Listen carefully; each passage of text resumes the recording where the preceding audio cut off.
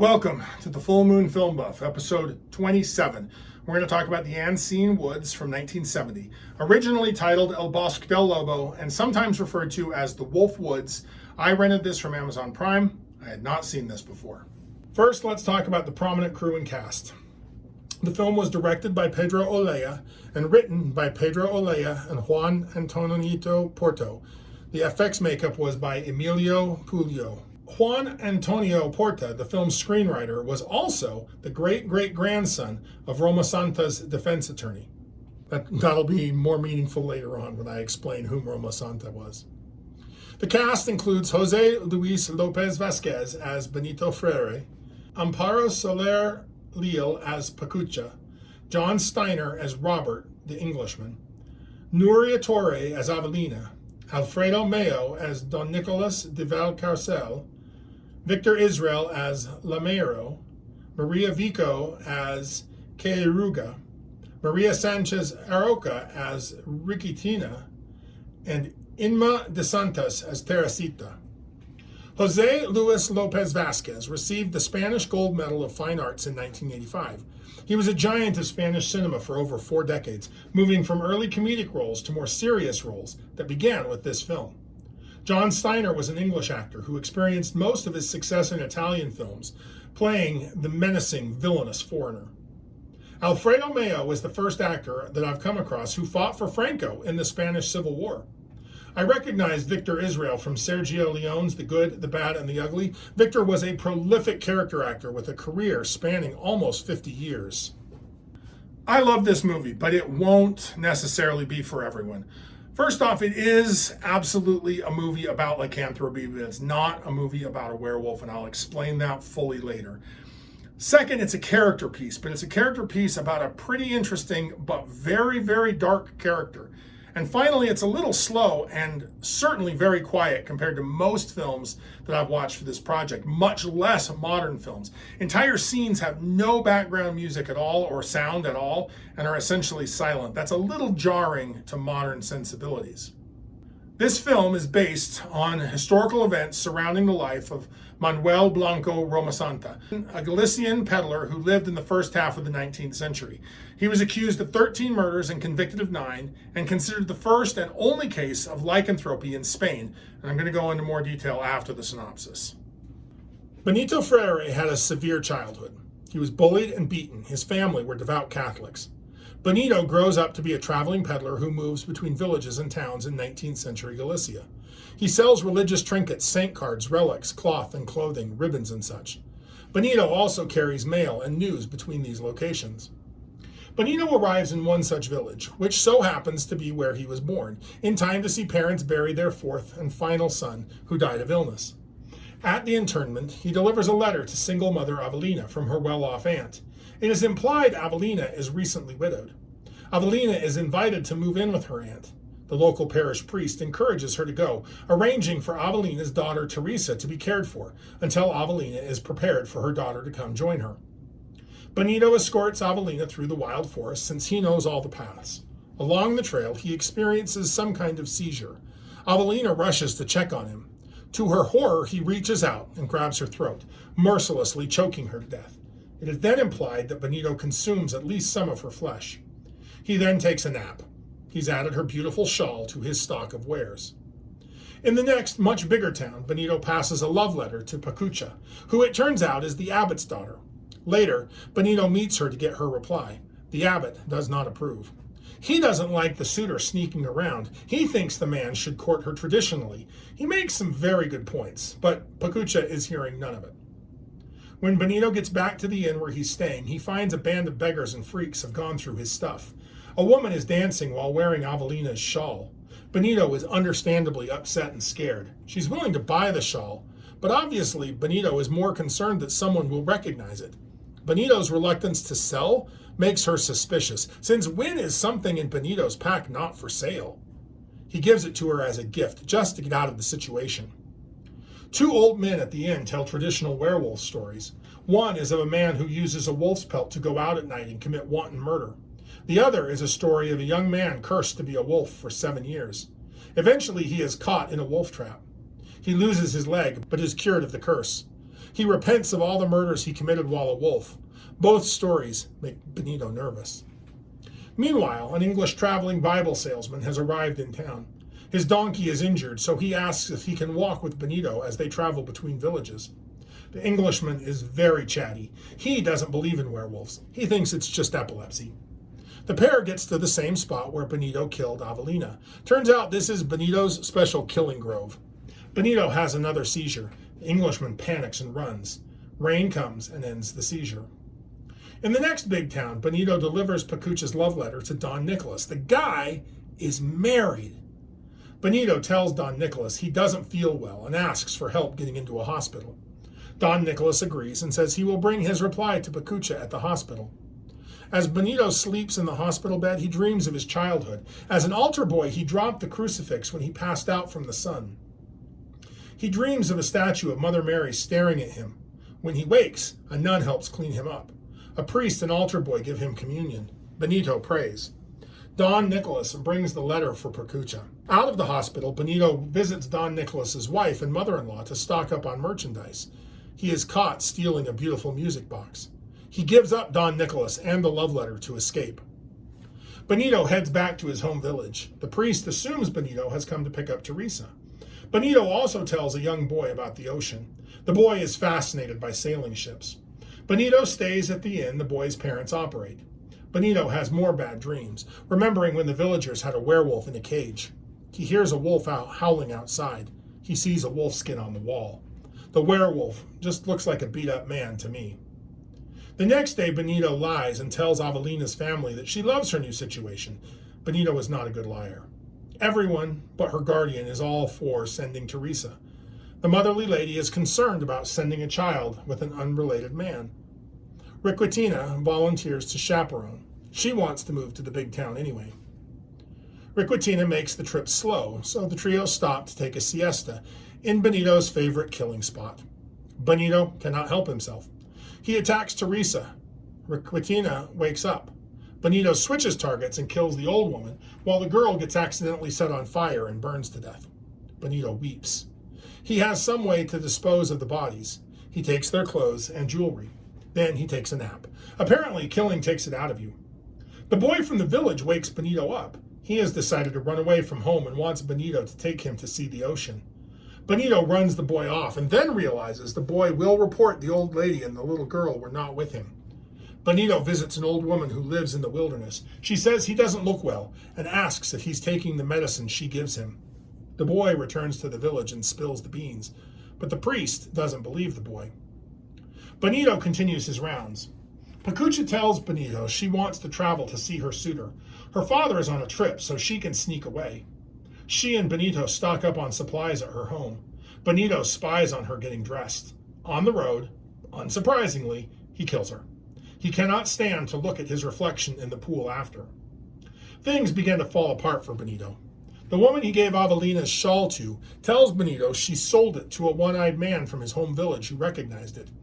The guy takes the shawl to a fortune teller who uses cards to divine what really happened to Avelina. People start talking to each other. Benito's priest doesn't want to believe it. The abbot does. People begin to realize the people Benito escorted are not where they are supposed to be.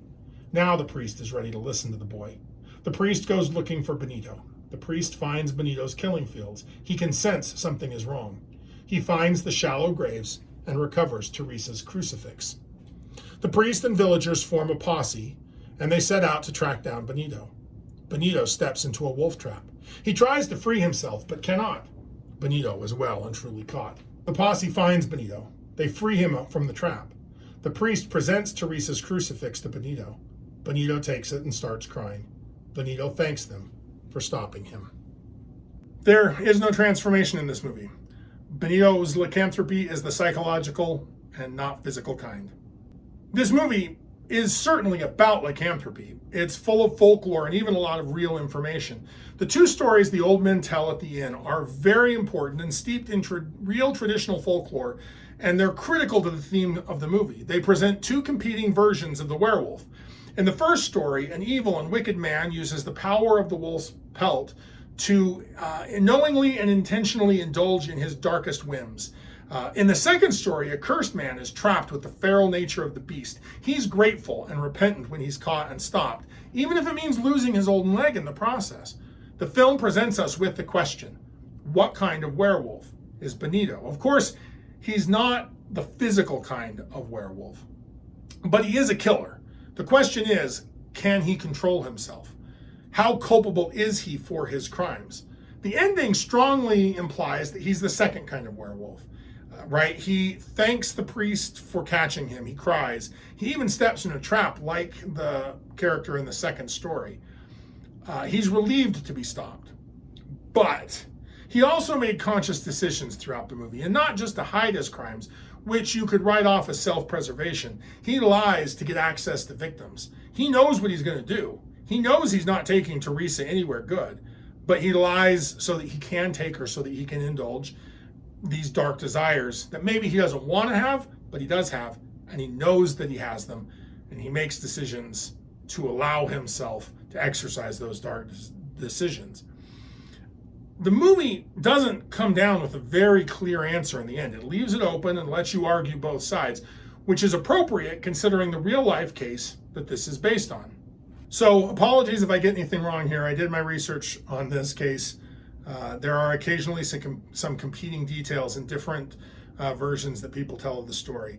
This happened in Galicia, Spain, in the 19th century.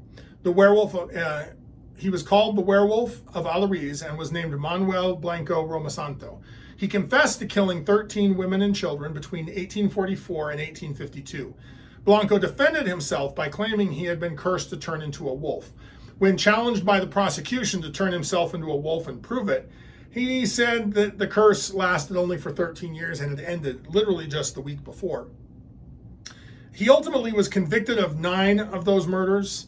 He was originally sentenced to death, but ultimately his sentence was commuted by the Queen of Spain to give an anonymous French hypnotist the chance to try and cure Blanco. There is no evidence of who this hypnotist was, although people have speculated various names. And there is certainly no evidence that Blanco was ever cured.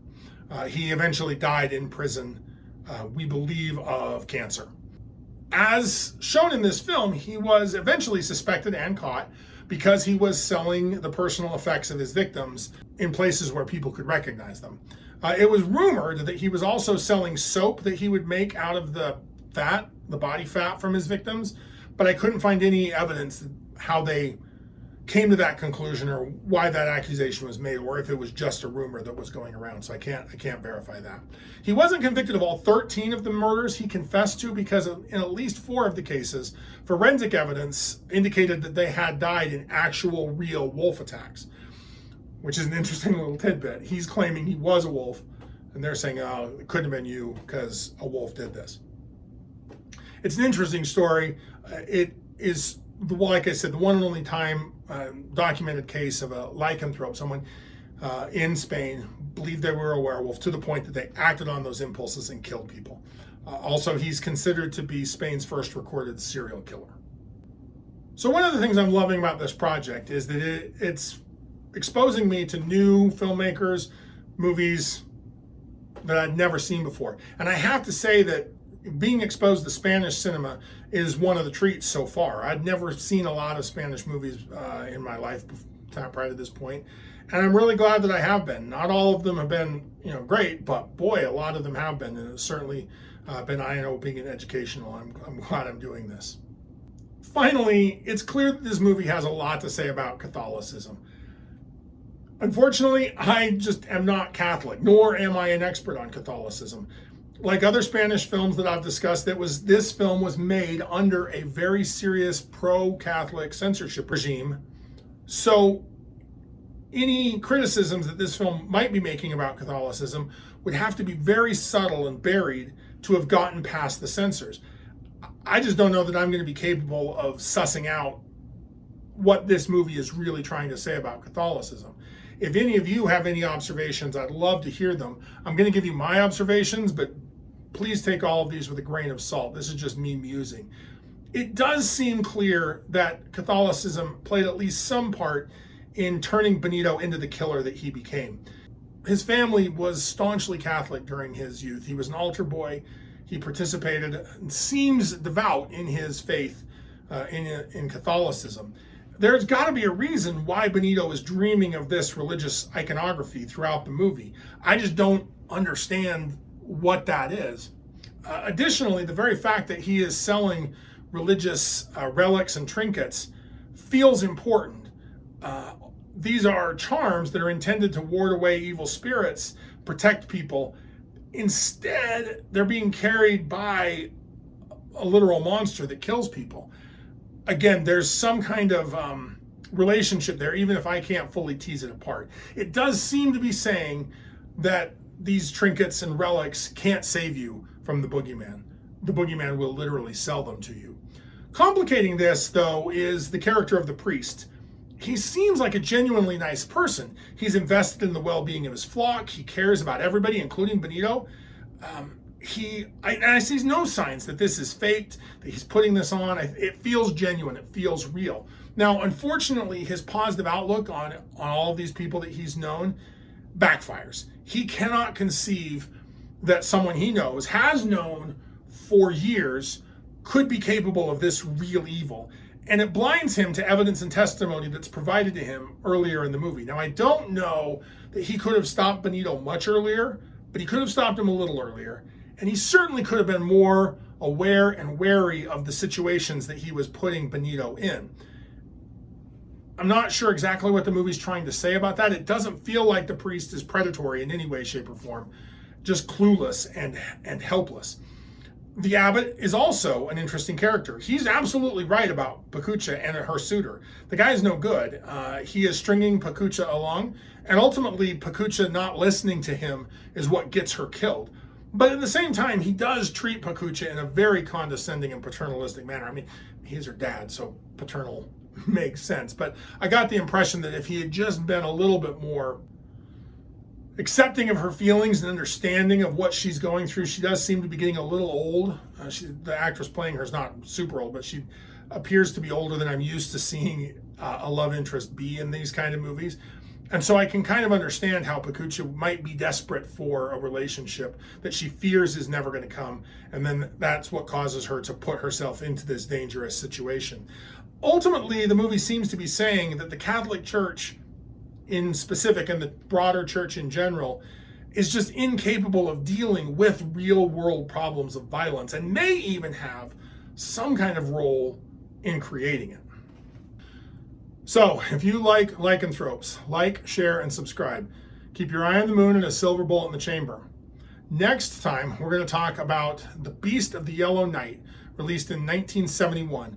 I hope to see you back here then. Good night.